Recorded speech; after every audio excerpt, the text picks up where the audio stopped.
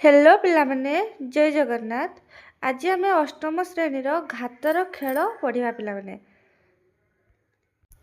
देख घातर खेल और अभिज्ञता एक असंभव प्रयास। खंडीए कागज फर्द नियो एहाकू गोटे थर भांग पुणी एहाकू बारंबार भांग। तुमे एहाकू बारंबार केते थर भांगी पारिबो? इतु कहिला मु शुणिछि जे गोटे फर्द कागज को 7 थरु अधिक थर भंगा जाई पारिबो नाही। रकी कहिला जदि आमे खबर कागज बा टिश्यू पेपर भली पतला कागज नेबा ताहले कौन हबो? देख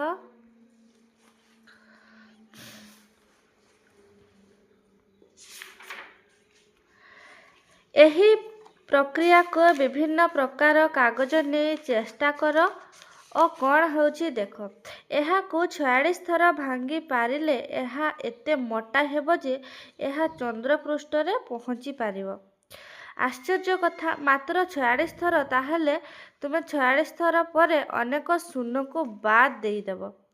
ठीक अछि, तुमे निजे काहेकि खोजु ना हो? देख ठीक तापरे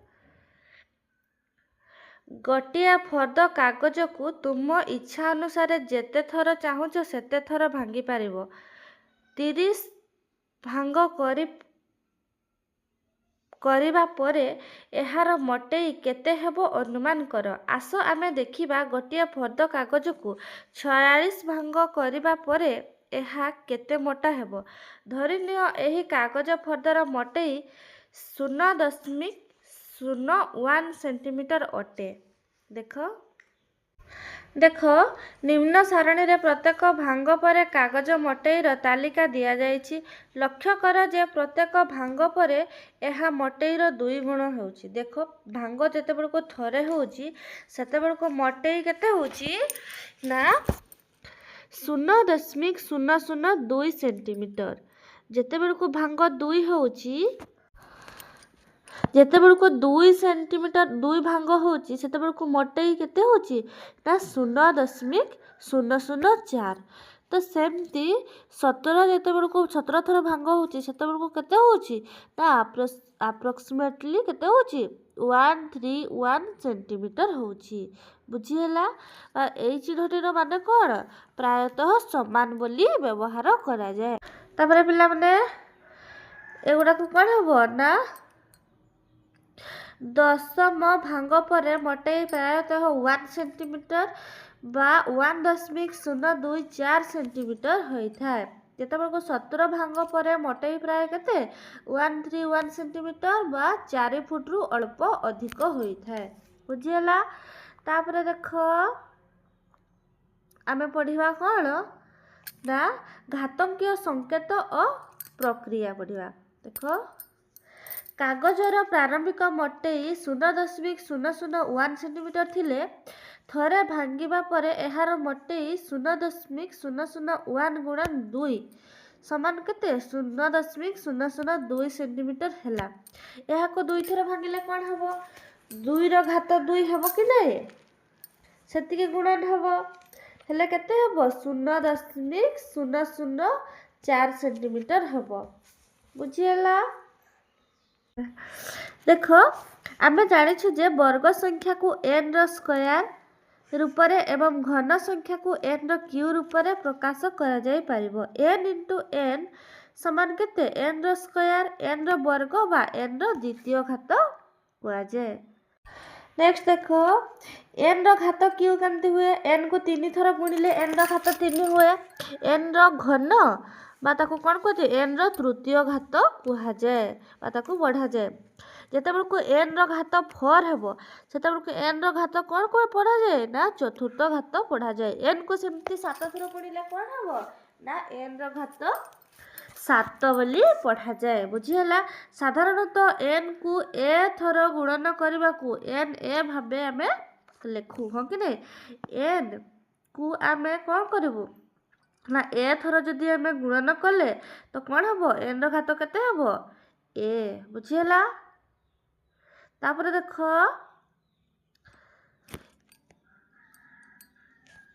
5 रो घात केते अछि 4 अछि बा 5 रो घात 4 जे केते हबो 625 घातांकीय संकेत केते 5 ର घात 4 एठारे 4 होउची घातांक एवं घात 5 होउची कोन ना आधार ए 5 टू द पावर 4 अछि एडा हबो कोन ना घातांक बा घात ये हबो कोन ना आधार बुझिला बा 5 ର घात केते 4 बोली पढ़ा जाए 5 ର घात 4 को 5 ର घात 4 बा 5 ର चतुर्थ घात बा 5 ର घात 4 भाबे पढ़ा जाए बुझिला। नेक्स्ट देखो तमरो क्वेश्चन आंसर अछि कोन निजे करी देखो 1 नंबर अछि 2 नंबर अछि 3 नंबर अछि आमे गटे गटे करी की करिवा।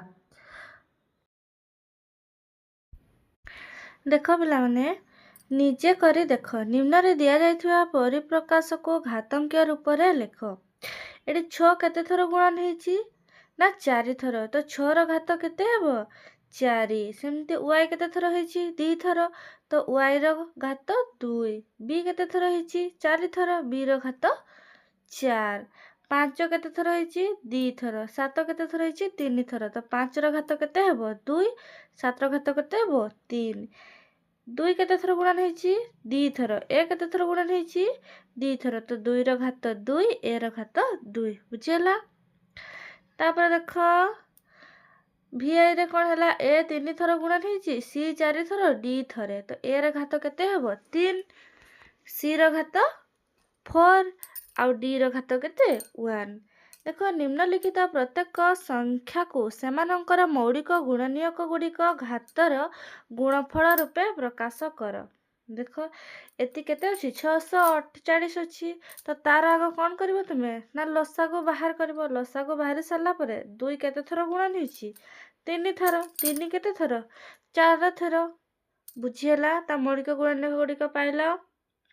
तापर देखो 405 अछि तार सेमते लसा को बाहर करबो लसा को बाहर साला परे केते आसीबो ना 3 4 थर आसीबो 5 थरे आसीबो माने 3 रो घात केते हेबो 4 आ 5 रो घात 1 बुझियला 540 सेमते लसा को बाहर करबो 2 टा आसीबो 2 3 टा आसीबो 3 आ 5 आसीबो गोटे तो 2 रो घात केते हेबो 2 3 रो घात 3 आ 5 रो घात 1 बुझियला। तापर देखो